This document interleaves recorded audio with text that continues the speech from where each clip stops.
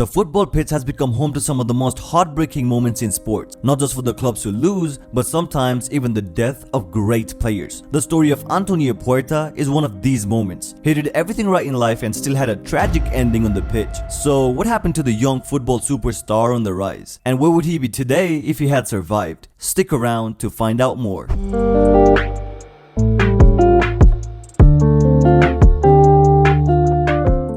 Puerta grew up in a poor neighborhood in Sevilla and dedicated his youth to playing football. He dreamed of representing his city and finally got the chance when he was just 9 years old. He went through the club's youth academy with world-class players like Jesus Navas and Sergio Ramos. Navas went on to play for Manchester City, while Sergio Ramos became a legendary captain at Real Madrid before moving to PSG last year. The Sevilla youth team is known to be one of the best in Spain and rivals the bigger clubs like Barcelona and Real Madrid. With this kind of competition, it's no wonder that Puerta gained a lot of skills. He was training with the best of the best, and it was only a matter of time before he broke through to the professional scene. Many players like Navas and Ramos go through the youth team in Sevilla before moving on to more competitive clubs, but Puerta stayed loyal. He'd stayed with them for his entire youth career for over 9 years before moving up to their senior teams. At the same time, he was playing for the Spanish under-21 team and the under-23 team. His hands were definitely full, but if anyone could handle the pressure, it was Puerta. When he was just 18, he was ready for the Sevilla B team. This is the team that is used to test future Sevilla players and make sure that they are ready for La Liga. He played in the wing-back position but knew how to attack as well. His performances with the B team earned him a promotion in just 2 years up to the first team. On his debut season with the club, he made a big impact. No one could deny that he was a rising talent. In 2006, in a deadlock semi-final match against FC Salco foe, there was nothing to split the two teams. The teams were playing to get into the EU FA Cup final, so there was a lot on the line. They had been attacking one another for 90 minutes and it just wasn't enough. The score remained 0-0. Then 9 minutes into the first half of extra time, just when the crowd was getting ready for the penalty shootout, Puerta had his big moment. The ball was crushed from the sidelines just inside the box. The ball bounced 3 times before Puerta took a massive swing with his left foot and it curled into the bottom corner. It was a perfect goal and the crowd went absolutely wild. The goal was enough to hold off FC Salca and Sevilla went to the finals against Middlesbrough. Then it was a Sevilla masterclass. Even though Puerta didn't start on the pitch, the team won convincingly 4-0 to claim the title. It was Puerta who got them there and Sevilla have never forgotten. Even 15 years after the game, it is still remembered as an iconic part of the club's history. After that match against FC Salca, Puerta continued to make history for the club. He won 5 titles in the next 15 months for Sevilla, including the Copa del Rey,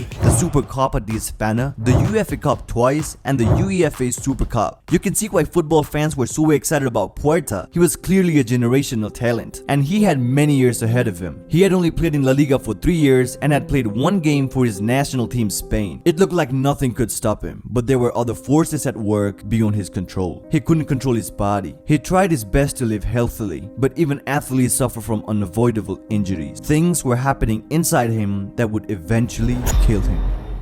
On 25th August 2007, Puerta was playing in the first game of the season for Sevilla against Getafe. The team were looking fresh and were ready to start their season campaign, but it was a day that would become one of the saddest in Sevilla's history. In the first half, in his own penalty box, he bent down to his knees and looked exhausted. After a few seconds, he collapsed on the ground and lay still. Straight away, his teammates rushed over to him and made sure that he was lying on his side. Soon after, medics arrived and assessed the situation. After a few minutes, he was able to stand up again, but the worst was yet to come. He limped off the field and was substituted and nobody knew what was happening. After coming off, he made his way into the dressing room to be evaluated properly when he collapsed again. And this time, he didn't get up. Paramedics rushed him out of the ground on a stretcher and fitted him with an oxygen mask. He was taken straight to the ICU where they tried to resuscitate him. He remained in a stable condition for 3 days until he died on 20th of August 2007. The doctors announced that the cause of his death was hereditary heart disease. There is no known cure for this disease, and after his heart stopped beating and his organ had failed, he had suffered irreversible brain damage. And the worst part, he was only 22 at the time. Even more tragically, Puerta's girlfriend was pregnant talent and gave birth to his son later that year. The number 16 has been retired from the club, which means no other player can use it professionally. But Sevilla have said that if Puerta's son ever plays with them, then they reserve his right to use his father's number. After his death, tens of thousands of fans marched onto the streets around the home ground of Sevilla, the Sanchez Pizjuan Stadium. There was a funeral procession held there for fans to pay tribute to Puerta. His coffin was covered with the Sevilla flag and fans chanted his name. Fans chanted "Sevilla's with you" to show their love for Puerta's contribution and his family. Sevilla were due to play in the Champions League at the time against AEK in Athens, but it was postponed following the announcement of Puerta's death. His Sevilla teammates flew back to attend the funeral and stayed with his family until 5 a.m. in the morning. Even fans from the rival club Real Betis came to pay tribute to Puerta and showed that respect between the two clubs is deeper than football. Among those who paid tributes to the young football star was his former youth academy teammate Sergio Ramos. The captain of the Spanish team referred to Puerta as his dear brother on the 10th anniversary of his death. He went on to say that he deserved to enjoy the victories of Sevilla and Spain after his death and that life would never be the same without him. Since 2008, the Trofeo Antonio Puerta Memorial match has been held between Sevilla and FC Schalke in his honor. It is a way to symbolize the impact that Puerta had on Sevilla, European football, and all of the club's fans. FC Schalke 04 are a German football club that currently plays in the second division of the Bundesliga. The German players participate in the memorial match to honor Puerta in a touching show of sportsmanship.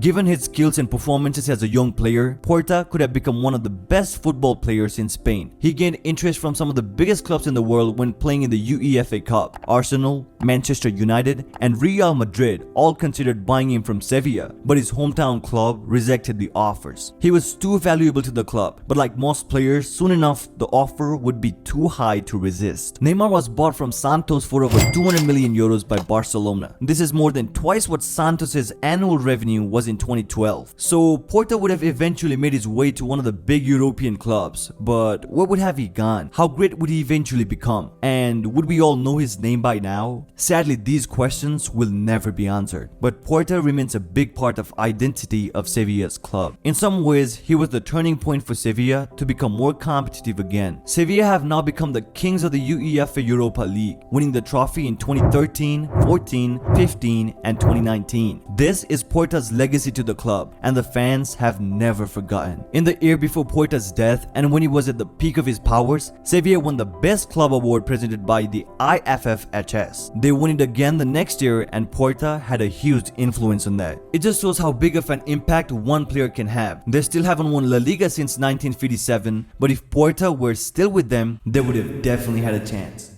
Man, I'm gonna be honest with you, this was a tough section to get through. But hey, have you ever felt like you're not getting paid enough? Have you ever looked at one of your colleagues and thought, why do they earn so much? Well, football is no different. Check out our this video on 7 most overpaid players in the Premier League. Thank you so much for making it to the end of this video, and I will catch you in the next one.